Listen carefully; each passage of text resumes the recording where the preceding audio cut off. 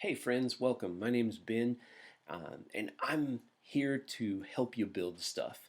I love to build software and apps and things that I can play with in code. But what I really love the most is being able to help somebody else get a project of theirs over the finish line. It's nice to be able to create something and you get that dopamine hit from making it work. But it's even more fun for me, more rewarding for me to know that I was able to help you out. So today we're going to look at a product. This series is going to be generally looking at different technologies and products and kind of learning how to do odd things. Just as a way for me to practice my own skills in terms of presentation and also for me to share interesting things that I've run across. So feel free to connect with me. You can see my GitHub handle down here. I'd love to hear from you.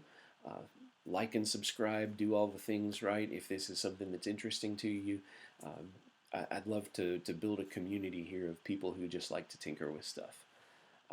So, today's product is something called Thunkable that I ran across just last week.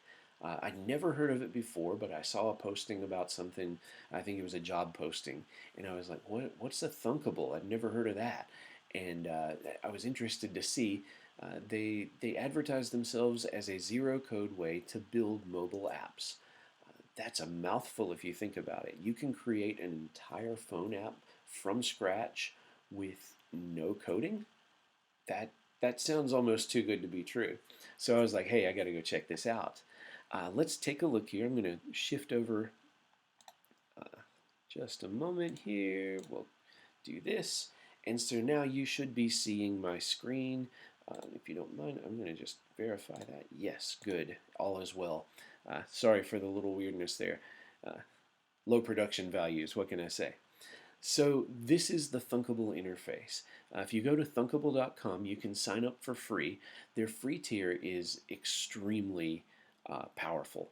I was not expecting that. Usually when you see a free tier on an app thing like this, it's like, okay, you can do the first one or two little dink donk type things for free, but after that, we're going to make you pay for everything. Thunkable gives you, I think, 10 different projects that you're allowed to compose and create before they start charging. And even then, it's really affordable. Uh, I guess I could pull up the website and look at it at some point, maybe. Anyway, once you've created your account, and this is on the free tier, I didn't spend any money on this, but I was really intrigued. I was really intrigued to see just how many things I could do out of the gate. So you get dropped on a page just like this with an empty screen, and this is your phone screen. Okay, what are you going to do? What are you going to build? Ready, right? It's ready to go. So over here on the left, you can see the component tree. There are lots of components that you can pick from. So it's got all the basic things that you would expect a program to make available to you. There's buttons and labels and images and input boxes and like grid things and switches and sliders and a date and time input, um, animation stuff, a loading icon, whatever you need. Like whatever you want your app to have in it, you can do right here, and it shows up, and you just kind of grab it and drag it in here. So I've already done this, and I'm just kind of showing you around what I built. Um, but you can see, like, I've got static text here at the top, pick a Lord of the Rings character, and you can see an input box. So you drop this in here, and you'll see that this is called text input 1. Um, then you've got a quote. So what we're building is a Lord of the Rings quote generator. It's a movie quote thing. I'm a huge Tolkien fan, and so I happen to know about this free API I could use sort of as a way to demonstrate against it. But you can see the button here to go gather the quote, to find the random quote from the character and bring it in, and then you have a quote response box down here at the bottom, which is where the quote will be displayed in the app. So this is sort of a one-screen app. It's one thing here that you can sort of click on and do stuff with, and it will go gather the data you need. So we'll take a minute to kind of look at how this plays out. We'll shift over here to this other tab where you can see the Lord of the Rings API. So this is the free API that I was talking about. You can see that it gives you a few different endpoints to play with. You can find a list of characters. This one's going to be really important to us in this project. And then you can also see that if you do character and pass in a specific ID, you can add / quote to the end, and it will get all the movie quotes that it has in the database from that character. So um, that's just interesting things to um, file away in the back of your brain for later.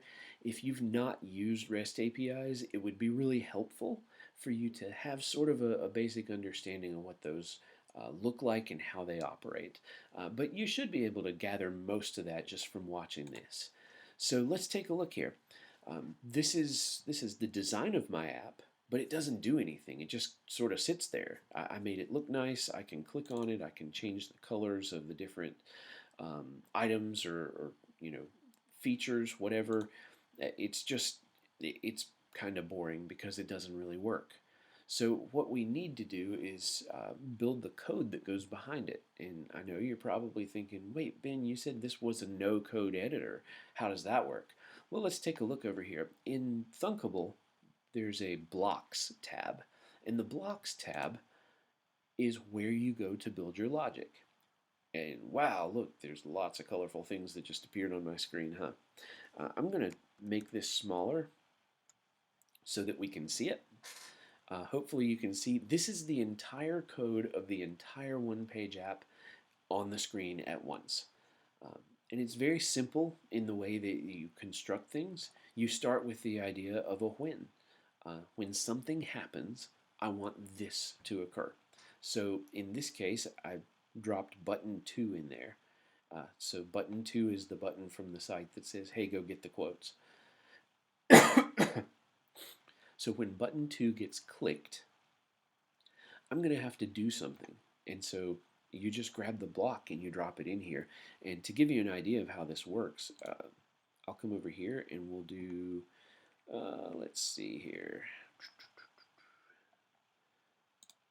You know what? I actually probably need, yeah, this is what it is. You go to the button itself and you say, hey, when the button gets clicked, do this stuff. And that's as simple as it is. Like, you don't have to do anything else to make this thing work. And at that point, everything that's attached to this block will execute when you click the button. So I had to come down here under the Advanced tab, and you'll see some web APIs created. So the first one is Get Character ID. Because if you remember on the API, I had to get the characters first because I have to go find the name.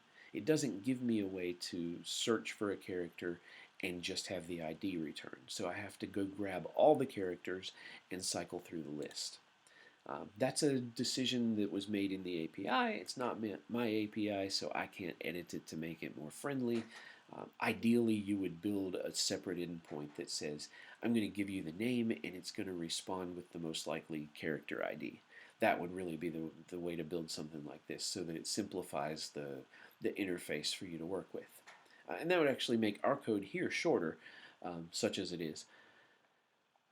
Anyway, get character ID is going to get called and it's going to respond with 3 variables. So I'm going to get back a response, a status code, and an error message, if there is one.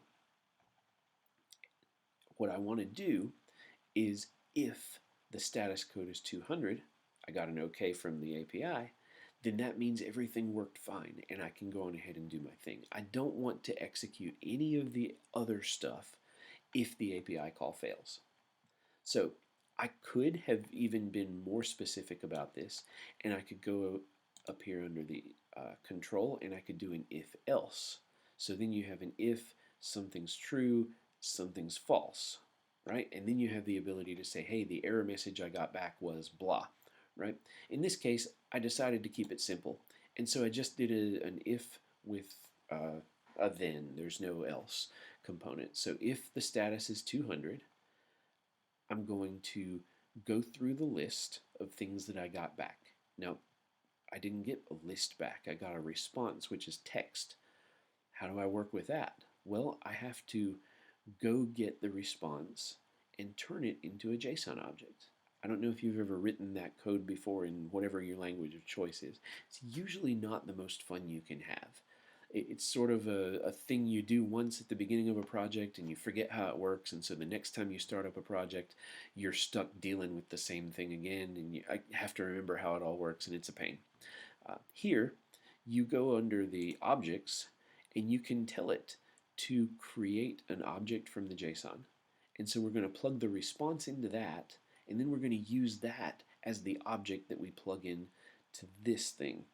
So that when we do the for loop, we go through the loop exercise. We say for every item in the list, which is under the docs property in the API response, for every item in the list, we want to check and see if the name is the same as what's in our text input. So there's the comparison to do that. Again, we're just using the components that you get here. So you have a thing equals a thing. Well, that's that component.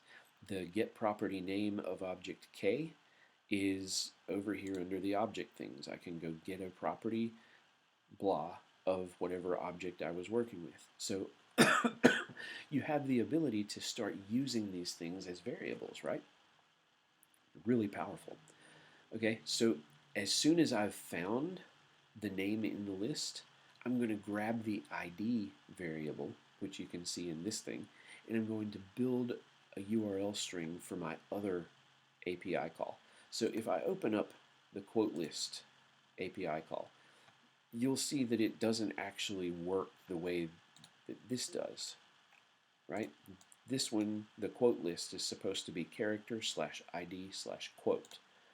But I can't do that here. This doesn't give me the capability to pull that off. So what I've got to do instead is build my string, and I'm going to pass that into the URL. So you can see I'm joining strings together. I got the ID out of row K, which is what I'm looking at here, where I saw that the name was the same. So then I grab that ID and I join it to character / ID, and then I'm going to join that thing to / quote. That gives me the entire API URL that I need. Now I'm going to put that in quote list, and then I'm going to call it, just like I did with the first API. Now this is cool, because now the response item, I can plug directly into this thing that does a randomizer. So I'm getting back a whole series, like all the quotes that they've got in their database for that character. I don't want them all, I just want one. So I'm going to randomly select an item from the list using this, and that's what I'm going to put in quote response. So quote response, if you recall, is the static text that shows up on the app. So now, when I come here, I type in a name here, I hit quote, it runs the API calls through those blocks, like there's the quote or the button to dot click, if you will, right? And the response from that, the randomly selected quote from that character, is going to appear in this box. So how would we test this out? Well, Thunkable gives you two ways to go about doing this. First, you can do a web preview, which runs it here in an emulator in the browser, and you can just pretend you're looking at a mobile app that way. The other way is you can download the Thunkable app from the App Store, and it will give you a code so that when you open this up and do live test on device, you enter your app code from your phone here, and it pushes the emulation directly onto your phone, and you can actually see it live on your phone. It's really cool to do. I tried it out, and it works great, but it's hard for me to do the recording here. So we're just going to use the web preview today. And so here you can see the app starting up. There is my mobile app. And it's very simple, just like we talked about. So you pick your favorite Lord of the Rings character. I am a fan of Faramir, though I like the book version, not the movie version. And so let's go get his quote. I think at last, we understand one another, Frodo Baggins. Great line there. But then, maybe I want to get a different character. I can go to Gandalf. Let's see what Gandalf has to say. You are soldiers of Gondor. No matter what comes through that gate, you will stand your ground. Great scene in Return of the King. Right before everyone panics because trolls come through the door.